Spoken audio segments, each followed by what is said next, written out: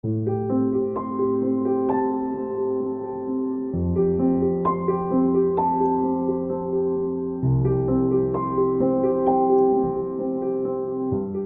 itu kan aslinya bukan orang sini. Nah, pada saat itu saya menjelang menikah, itu memang saya diajak sama Ustadz Sirot itu. Ustadz Sirot waktu itu kan masih di koordinator dai Dewan Dakwah.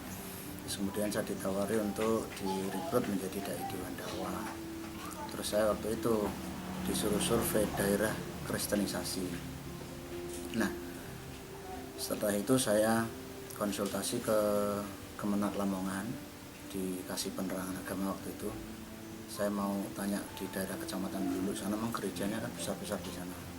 Tapi oleh Kemenak itu saya diarahkan untuk masuk wilayah kecamatan Sambeng, karena di sini waktu itu memang mengejala itu mulai awal ada kristenisasi.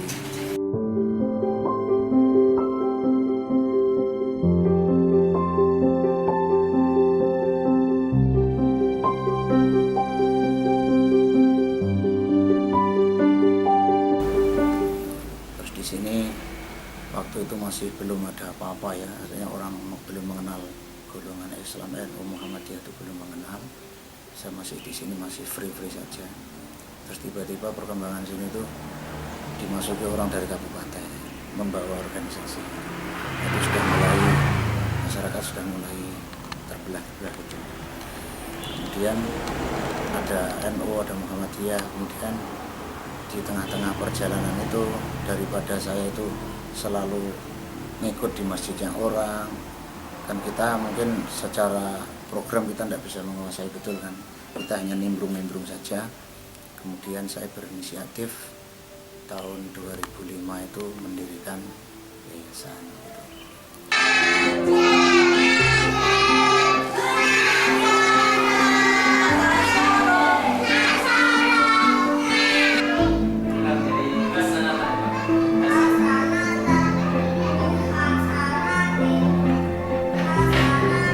Saya mendirikan yayasan itu ya boleh dibilang ya sendirian.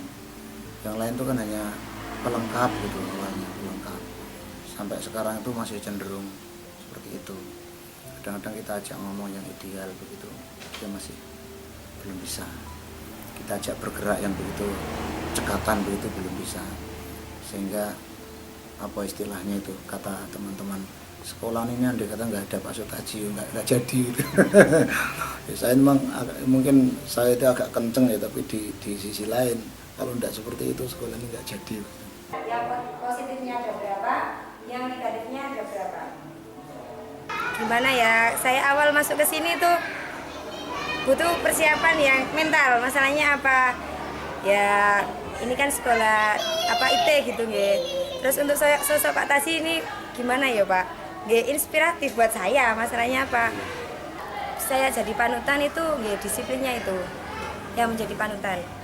Jadi misal kita telat, kalau sudah ada beliau, waduh wis ono ada gitu. Jadi besoknya berusaha nggak telat. Menurut saya dia itu seorang pribadi yang apa ya, memberi semangat bagi anak buahnya untuk selalu maju, untuk selalu menegakkan ajaran dakwah kepada baik itu di lingkungan sekolah maupun peserta didiknya. Intinya komitmen beliau berbagi ilmu tentang apa itu menjadi guru yang baik dan lain sebagainya.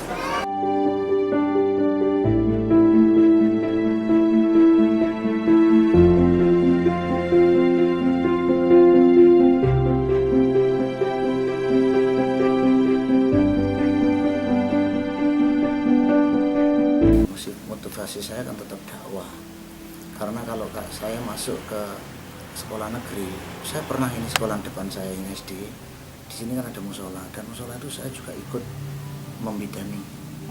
Saya kan jadi anggota komite kan, pengurus komite. Pokoknya ini, nah setelah musola ini jadi kan nganggur, kotor sekali itu. Saya pernah menawarkan, Pak, coba ditempati TPG saja seperti di SD sebelah. Nanti jenengan kalau tidak bisa menghonor gurunya nggak usah dihonor, nanti saya yang menghonor gitu. Tapi rupa-rupanya kita masuk instansi pemerintah itu kan nggak gampang juga ya, karena mereka punya kebijakan sendiri itu, sehingga kita sulit masuk. Kemudian kalau kita misalnya mau di masyarakat desa itu, kalau kita mau katakanlah kita membuat program di sebuah masjid, kita kan nggak punya kuasa apa-apa, padahal program yang kita tawarkan itu berlian, tapi kita nggak bisa mempengaruhi mereka. Nah, sehingga saya berpikir itu gimana saya membuat sekolahan yang sekolah itu nanti bisa menjadi contoh bagi yang lain begitu. Sehingga saya nanti membuat program dakwah lewat wali muridnya, program dakwah lewat anak-anaknya itu lebih formal. Kalau TPG itu kan cenderung anak-anak itu lulus SD gitu sudah tidak mau ngaji gitu. Tapi kalau diikat dengan sekolahan, dengan unggulan Al-Quran tadi, akhirnya mereka tuh bisa terikat dan target mereka itu, target kita terpenuhi gitu.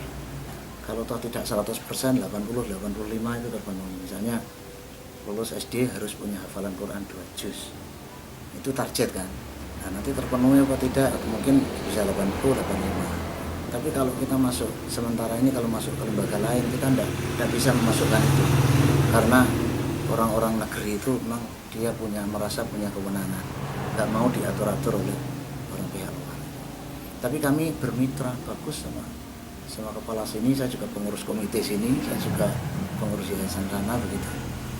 Jadi kolaborasi begitu.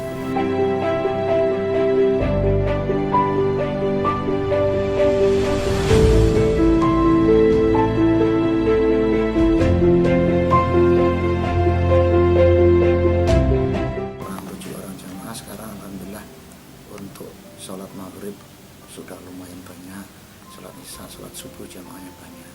Tapi kalau zuhur sama asar ini yang masih berat, karena orang tani itu sebagian masih di sawah gitu. Sehingga kalau jamaah sholat zuhur, sholat asar itu masih belum bisa maksimal. Paling hanya ya tadi kisaran 6 orang, 7 orang. Yang ibu-ibu mungkin ya sekitar 7-8 orang, bapak-bapak yang 6, 7 mesti. Itu artinya menurut saya itu juga sudah perubahan yang bagus, sudah luar biasa menurut saya daripada sebelumnya. Terus kemudian siar-siar keagamaan di dusun-dusun sebelah juga sudah mulai hidup ya.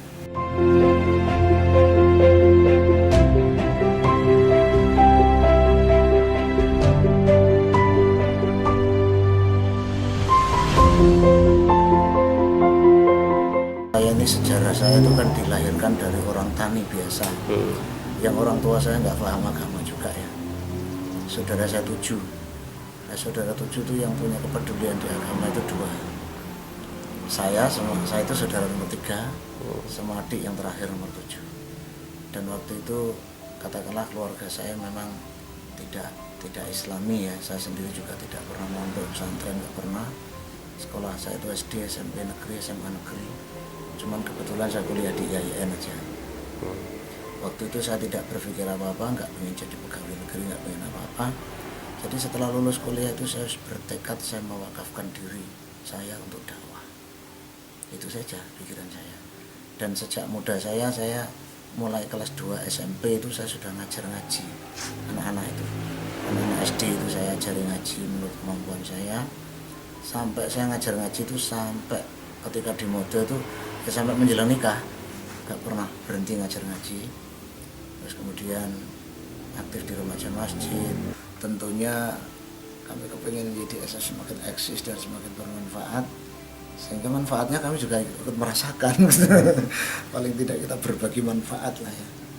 Mungkin YDSS bisa menghimpun dana, kami bisa memanfaatkan melalui program-programnya gitu kan. Itu kami merasakan betul betapa besarnya manfaatnya YDSS.